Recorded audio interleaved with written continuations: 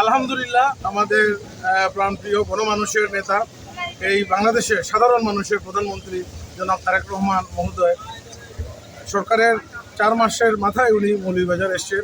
মৌলভীবাজারের উপকারভোগী যারা আমাদের মা বোন আছেন, ওনাদেরকে সচ্ছল করার যে ওনার যে অঙ্গীকার, তারেক রহমান সাহেব বিএনপির অঙ্গীকার নিয়ে উনি মৌলভীবাজারে, সিলেট বিভাগের প্রথম মৌলভীবাজারে উনি আসলেন।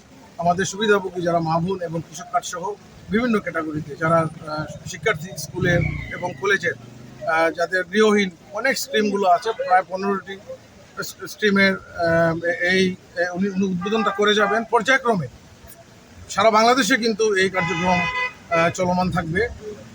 আমি একটা জিনিস বলতে চাচ্ছি, আজকের এই তৃতীয় ধাপের এই প্রথম ধাপে শুধু রাজনগর উপজেলায় একটি ইউনিয়ন এবং একটি ইউনিয়নের উনি উদ্বোধন করে যাচ্ছেন। পর্যায়ক্রমে মৌলভীবাজার পৌরসভায় আমাদের যারা নাগরিক, আমাদের সাধারণ নাগরিক কিন্তু সবাই কিন্তু যাদের প্রয়োজন অধিকার ভিত্তিতে কিন্তু নির্দলীয়ভাবে এবং নিরপেক্ষ সকল ধর্মের লোকজন এই অধিকার উপকারী হবেন।